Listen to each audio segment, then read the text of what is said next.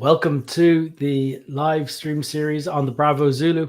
We're going out live today around the world on Facebook, LinkedIn, Twitter, anywhere that you can get your social media or live videos on YouTube. Maybe you're watching this back. So we're looking forward today to talk to Mike McCartney of the Chandler Police Department. Mike is a training coordinator with SWAT. Let's say hello. Hey, Good Mike. afternoon. How are you? Great, thank you. Thanks for joining us on this today. Absolutely. So, Mike, where is Chandler? So we're in Central Arizona. We're a suburb of Phoenix, which is our capital. Our town is about 300,000 residents on the southeast side of Phoenix. Okay, and sizable, yeah. Yeah. And the police department there. So it's effectively a suburb of Phoenix. I'm looking here, 334 officers. How Yes. big's the SWAT division? So in the entire division, we have about 60 people. On the tactical side, we have about 29 officers and sergeants total. And then we have 7 fire department medics attached to our team also. Okay, wow. And tell me a little bit about the roles of SWAT. For people who know nothing about it, where does it differ to other officers or other divisions? So for us, our mission here that's a little bit different from the rest of the department is our focus is going to be on incident resolution and returning to normalcy of stuff. So we're in the stabilization mode of our policing priorities. So our job would be to deal with anything that would be somehow outside of the scope of the normal operations that a patrol officer could do, whether that's on a large amount of manpower, whether it's equipment, whether it's some kind of specialized technique that we need to do, or some kind of other technology that we need to employ. We're trying to do the best outcomes for preserving life and property for our guys. So that's kind of what our focus is. What kind of scenarios are they? So most of our work is going to be serving of high-risk search warrants. So whenever a unit in the department's come up with a search warrant and they do the risk assessments on those warrants, whether it's the persons, the locations, the type of crime involved, some other history factors there, then if it meets a certain threshold, they're going to ask for our assistance with doing that because maybe the level of danger is slightly higher than it would be, and make it somehow where you might have a less than ideal outcome if you simply walked up with 2 police officers and knocked on the door. Gotcha. So that is most of our business. We also then about the next most thing we do is going to be for active situations that are going on in patrol. So whether those be barricade situations, like somebody's in a domestic violence situation and then they've decided to refuse to come out, and maybe they're armed or possibly preventing other people in from leaving the place or something. So we'll go deal with those things. So high-risk search warrants and barricade resolution is probably 90% of the operations that we do. Very good. What's the normal day then for somebody in your unit? Are they're obviously on a normal roster? They come in on a scheduled time, or they call on call? How does it work? Yeah, so with our department size and then our SWAT team, we are entirely collateral duty. So everybody on the team besides myself and my boss are somewhere else in the department. It could be anywhere. So patrol officers, detectives, any assignment in the police department, they could be on that. So they're working their full-time jobs normally.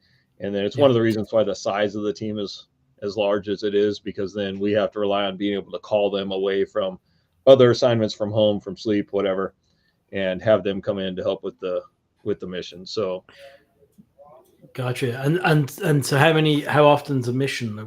What's that look like then? So historically we had always been about 70, but after 2020, when everything went kind of weird, it spiked. Last year we did 150 operations. Okay. So it's 2 a week or sorry, more than that, 3 a week at that. Yeah. Yes. Yeah. So that was quite a lot for us and for a collateral assignment team where they're still expected to be productive at their normal job. So to have them pulled away from their normal job for that long creates quite a strain on the agency and on the guys. Yeah, excellent. And so tell me a little bit about your role. You mentioned is it two of you or three of you are full time on it? Yeah, myself and my sergeant are full time down here as coordinating, and most of our role then is going to be planning and conducting our training. And then with also the other role of all of the equipment, the station, and all of the funding, record keeping, and everything that goes along with that. So our normal training cycle, what we do with the guys is we're pulling them in 2 full days a month for training, in which case we'll do our ongoing skill development, any of our team building stuff, tactics, techniques, and we'll pull them in twice a month, full team for that. We'll also pull them in 1 time a year. We'll take them out away from all distractions somewhere for an entire week. So we'll get 50 to 60 hours into training in on a week, take them out of town, usually somewhere, and focus on team building stuff and any team coordinating efforts and a lot of skill buildings on that. In addition to that, we run qualifications every quarter outside of the training that they're having to do. That's mostly just tests to come in and make sure their firearm standards, their PT standards, some equipment things, their gas mask fitting, these kind of things are up to date. And then the specialty units inside have more training. So what are the specialty units then? So for here, how we kind of do our specialties, we have less lethal specialists that are they focus on chemical munitions, some of the impact munitions, things like that, and some of the less lethal devices. We call them grenadiers. So we have 6 people and a sergeant on the grenadier side. We have people whose focus is on breaching. So we've got 6 more guys and another sergeant that their main focus is methods of entry. So, manual breaching, mechanical breaching, thermal breaching, ballistic breaching, explosive breaching. So they're training on that. And then we have a sniper element also. It's another 6 guys and a sergeant.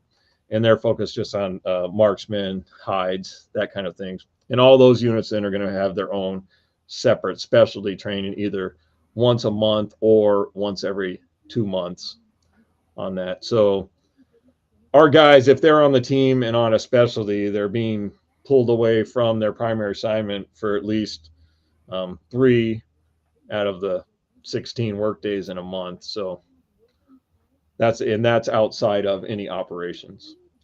Yeah. Okay. Also attached to us, we have other supporting elements for our team. We have a technology section, which has a sergeant and 8 guys. They're not part of the tactical element, but they are in charge of pretty much everything that has a battery. So they run all of our robots, under door cameras, pole cameras, all the drones. And then they keep all of our auxiliary stuff functioning also for us. So any of the rechargeable stuff, auxiliary lighting, some of the battery powered tools and saws and hydraulic tools, things like that. They'll keep all of those things rolling for us. And so those guys are coming in and training every month. And then we have a negotiation section also. We're pretty much doing another full cycle of training for their guys, which is a sergeant and 12 more bodies focused just on crisis negotiations and supporting our operations for that. Okay, fantastic. You're now using D4H for equipment management, personnel training, and incident reporting. Yes. What were you doing before D4H? How did that stuff? So before D4H, we were trying to capture all the same information. However, we're doing it in a list of Word documents and spreadsheets and any combination thereof. So we thought we had set it up fairly well for what it was. For example, we would have inventories for each of the officers. You can see from these pictures, there's a boatload of equipment assigned to each one of these guys. And so to keep track of those, we would have each operator would have his own inventory, which was basically a Word document with all the tables associated with it for them to fill it out, which was fine because I could find what this guy was supposed to have. But for example, if I move a piece of equipment, if I find a piece of equipment that may have gotten lost in training or something, I really didn't have a way to figure out whose that was, or reassigning stuff, or being able to pull like an entire list of all of one type of item. That would be a lot harder. Our operations and our training hours, we were keeping track of on series of different spreadsheets. So spreadsheets with 8, 9, 10 worksheets deep, depending on the training type, and then the hours for everybody, what they were doing, if they missed, why they missed, what they made up, what percentages of trainings they were actually at, these kind of things. So we were using what was available to us to get the best record keeping that we could. And then on incident reporting, we're using our department's report writing system to do all of our police reporting. But then we were keeping separate spreadsheets for numbers, locations, man hours, time of operation, all the special operations kind of stuff that you need to track too. Yeah, so we were trying to use that for it, and then with combination of a boatload of paper files. So on these look like before. on these pictures that Amy's circulating by and scrolling through for us, I'm seeing a huge amount of equipment and expensive equipment. Yeah, so we are well kitted out. After 9/11, when they formed the Department of Homeland Security, the Department of Homeland Security made the urban area security initiatives, and that they decided on certain capabilities that they needed in different areas of the country for response to mass. You're one of the UASC teams, then, are you? Yeah, so there's 6 in the Central Arizona region, and we're one of those. So with that, in the early days, they have certain capabilities they wanted you to be able to meet, and in the early days, there was a lot of funding attached to getting you to the level that you needed to be at to respond to stuff, things that most teams at the time didn't have. SCBA and CBRN PPE equipment, multiple armored vehicles, things like that. The bigger robots, bigger platform robots, expensive stuff. And so we were fortunate enough to be one of those teams. So a lot of the early momentum for that came from there. Since then, they've been supplying us with some sustainability money, and the department's kind of, once the resource was there, the department's seen the things we can actually do with this stuff, and they've been able to provide ongoing support for these things. So yes, we're very, very well supported here. We have our own SWAT headquarters with all of our vehicles, all of our equipment here. So we are very fortunate in that aspect. So in your D4H and within equipment management, what are the kind of categories of equipment that you have? Like what? Just talk us through some of the types of equipment. Yeah, that we in there. I'm gonna pull it up here so I can actually just say it.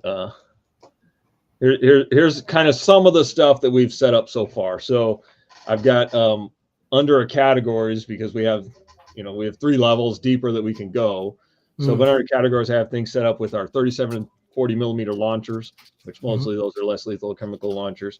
Ballistic armor, which then in the category of ballistic armor is going to have my helmets, my plates, my shields, my blankets, the body armor itself, things like that. Breaching equipment, keep all of our breaching equipment in it. PPE for CBRN events, handguns, holsters, cases, and bags, high pressure air systems, munitions, night vision, thermal vision devices, optics, portable lighting, rifles, shotguns, storage bunkers, weapon suppressors, technical support devices, robots, cameras, and things like that, training systems, and then vehicles. So that's kind of how we have our categories set up right now. Yep. And then everything's filtered down from that into the kinds and types. And do you use the recurring inspections to check things on a recurring basis? Do you have that kind of stuff set up? Yeah. So what we're doing, typically we have quarterly on our vehicles that we have to check off, and I try to do some of the other munitions stuff monthly. So we set those up for quarterly inspections in here, and then add that as a task that anyone can do on these. Some of the things we'll assign to a certain individual, and then have that task appear on their screen so they can see that and check those things off. So that's been really handy for reminders, because time flies. We've a new release coming out very shortly. It's kind of been trialed by a couple of people at the moment, where inspections, instead of just being a pass or fail, will have sub steps.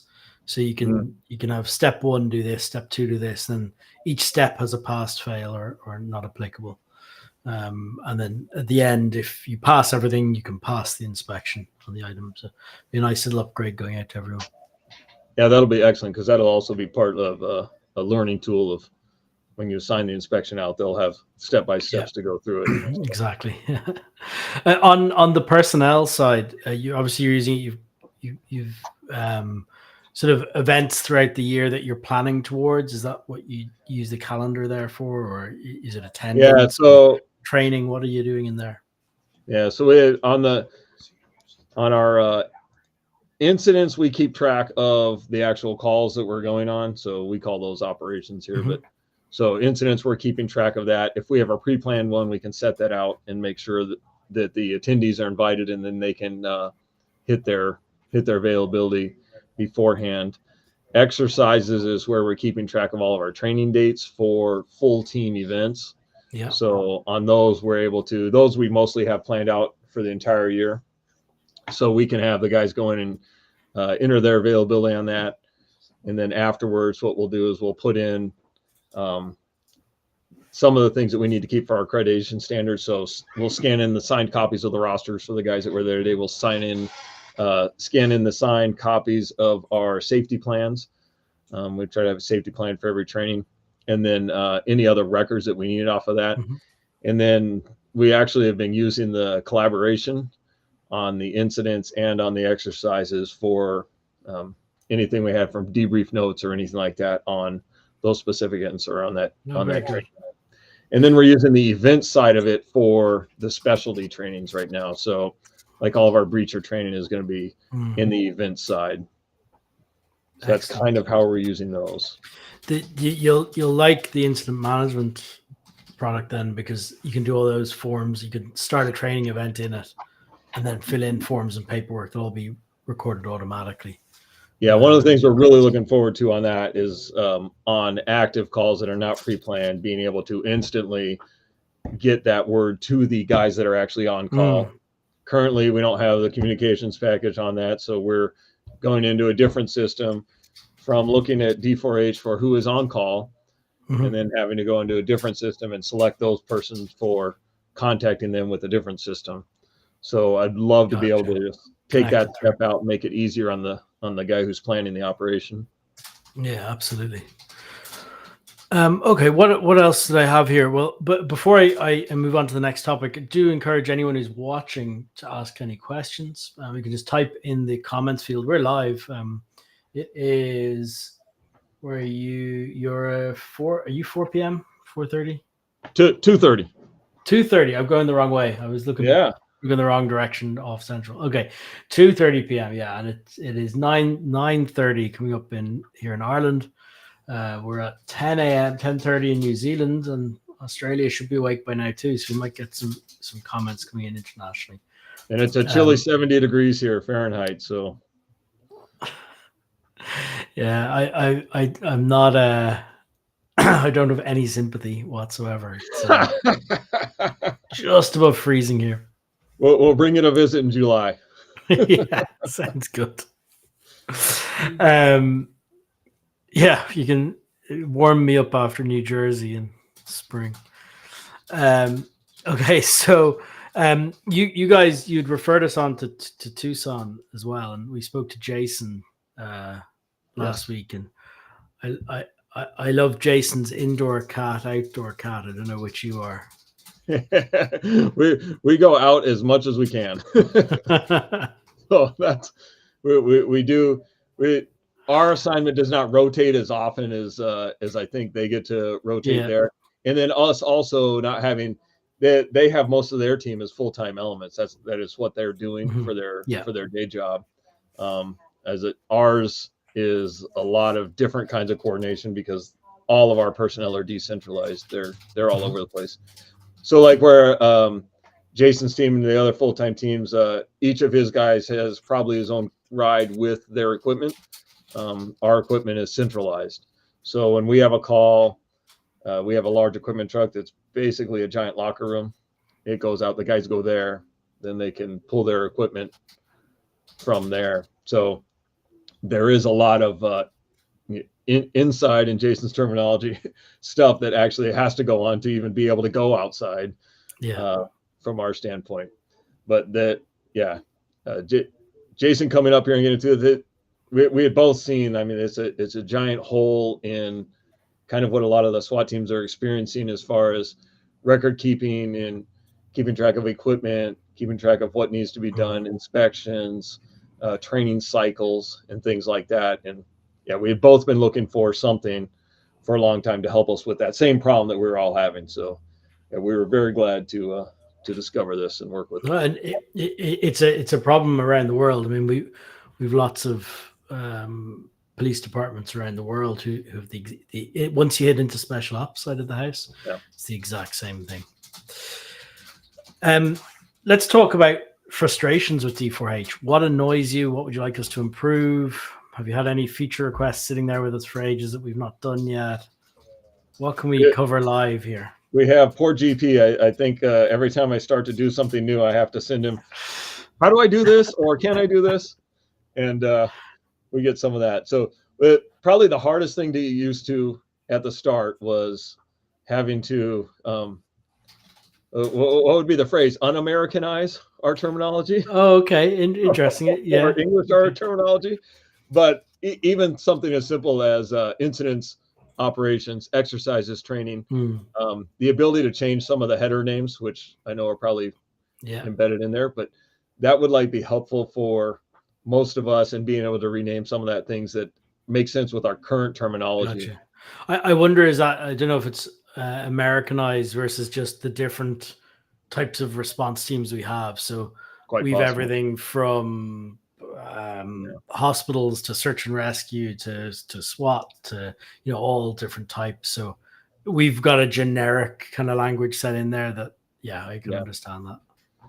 And not to give those guys any credit, but the fire departments and rescue departments in America are usually very much on the same page with consistent terminology, consistent methods of operations and such across the country, whereas police departments are not nearly at that level of integration with each other and each other's terminology. So it would be different probably everywhere. Yeah. That makes sense. No, keep talking about difficulties. I won't defend it. That's why I like doing this live here, is hearing what the issues are.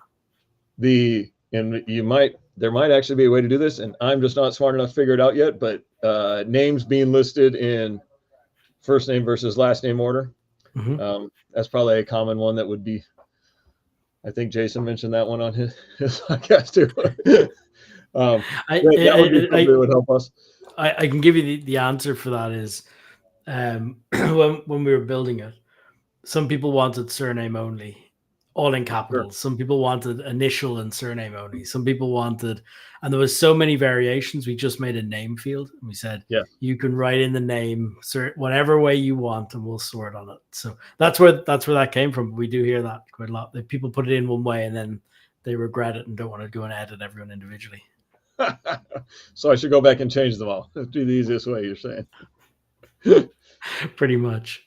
On-call calendars on the app was another one that we were currently, if I go on the app and say I'm the team leader for the day, and we have, right now we only have the capability of having 8 guys on call. So those are the guys that are actually getting paid, and they better be able to show up. And if we have an incident that requires the team, we're going to expect everyone else to show up, but they're not the ones that are being paid to be on call. So when I see those 8 guys on call, I can go in my app, I can filter all of my personnel into people that are on call, but then I can't really see anything else from that. I can't see if a guy has scheduled himself out of town and deliberately placed himself off call when it's not his on-call time, if that makes sense. So only 8 of our guys are on call. The other guys are kind of expected to be here, but they'll go in and they'll enter vacation time specifically off call. Yeah. So if I dig into the desktop, I can figure that out. I can't find out that this Okay. guy is out of town, and that's why I haven't heard from him when I'm on an op and start heading to an operation or anything. Gotcha. So this is when you see who's on call. Yes. It would be because you can really see nice to be able to call see in the that. app, right? And so what more do you want to see beyond seeing their on call? I would like to see the guys that actually have put themselves unavailable, like they cannot come out. So right now we have off call, on call, but I cannot see the guys who are put out of town in their off call notes or something like that. So it's the note you want to see on the off call. Yeah, it's the I'm trying to think note what the or- difference to the web version is. Yeah, so I don't know if the calendar version of being able to see more than myself on the calendar, if the calendar on the app showing actual on call, or if that would be far too much information.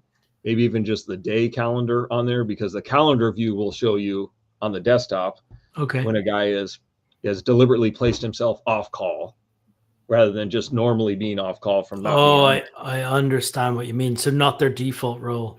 Yes. Yeah. I understand the difference. Yeah. So since we only have 6, we have our team default set to off call.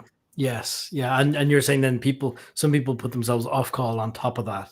Yes. Like for a period of time. Yes. Yeah. That's how we keep track of when a guy is out of town. So I shouldn't even be looking for him to respond when he responds to me.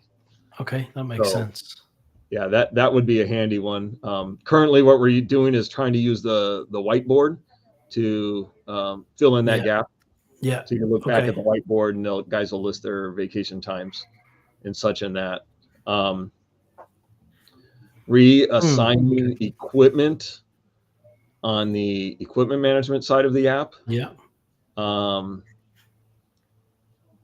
Because only being able to see the reference number, not being able to see, like for us, the serial number is pretty important on which equipment we're moving from somewhere to somewhere.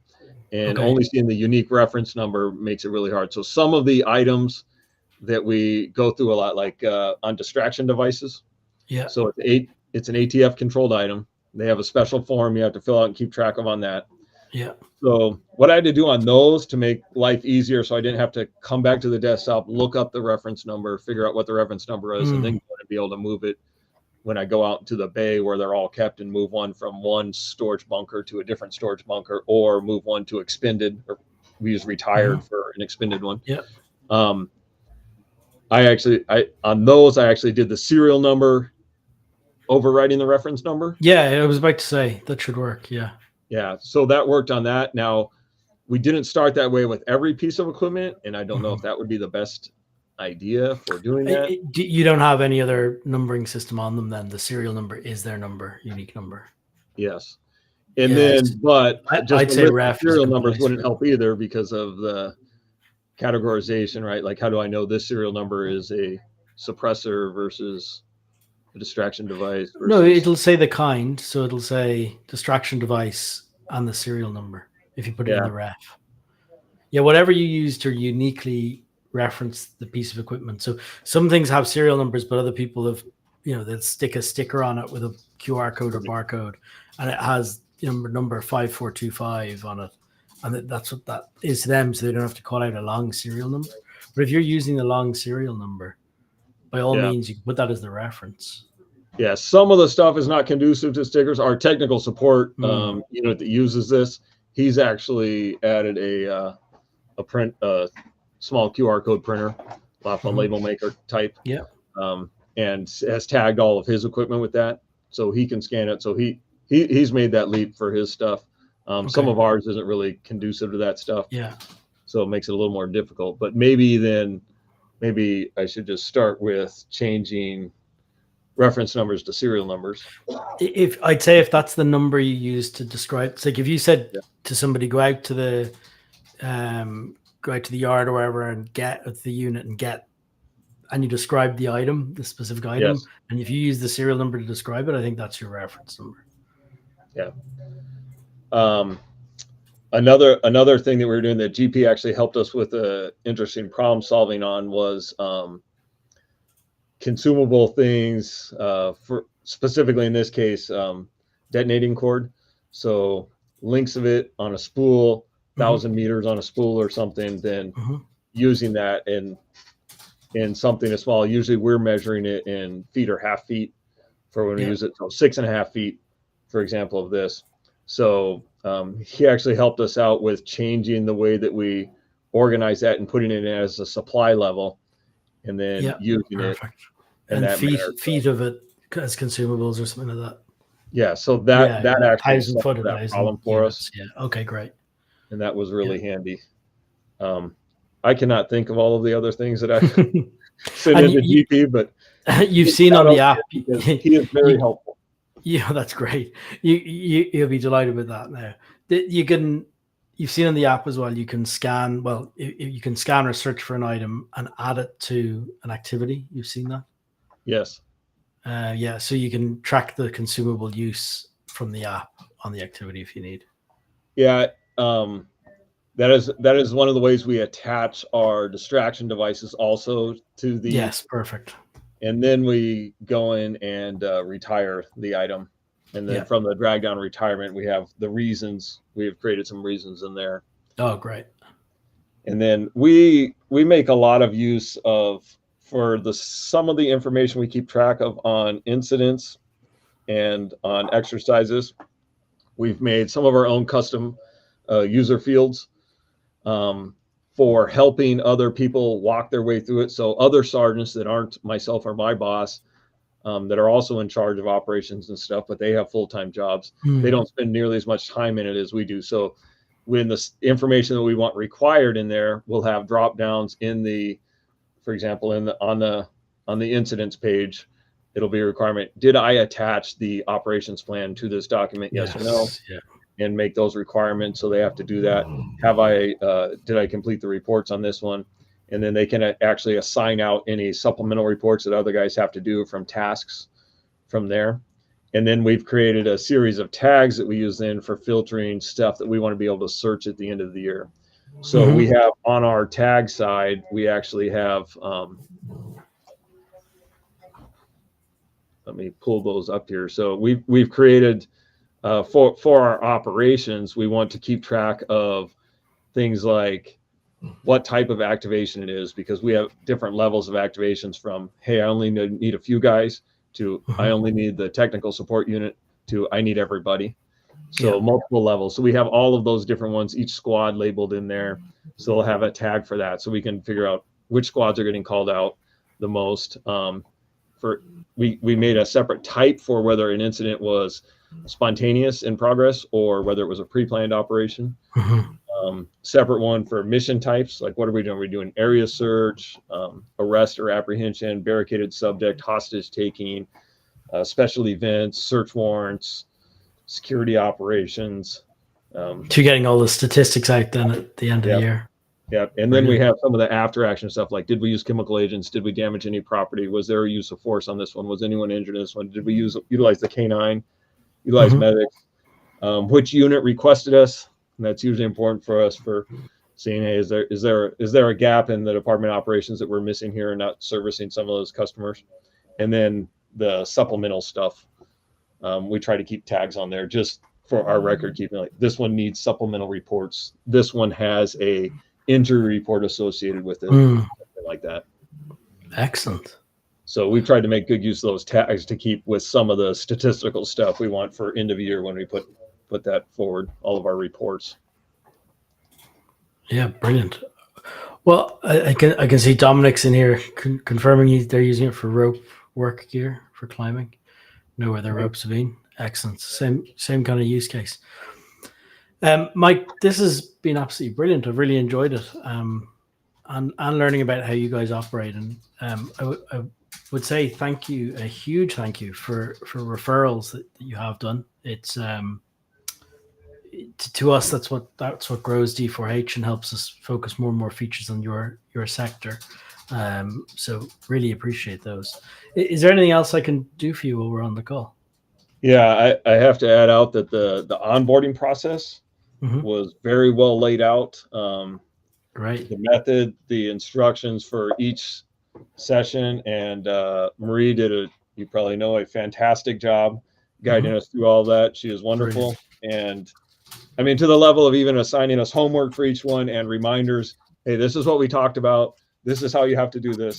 Please go in and do this and this and this before our next meeting.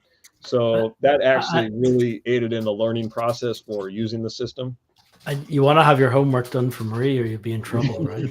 Exactly. But yes, it made it much easier. Otherwise, this could have ended up being some other piece of equipment that we bought that everyone forgot how to use. Yeah. Brilliant. Well, that's what we hope with that. So that's fantastic. The implementation was good too. Yes. Well, thank you so much. Look forward to continue working with you. Yes. Excellent. Thank you, Robin. Really appreciate it. Oh, thanks. Talk to you again Good night. soon. See you. Bye-bye.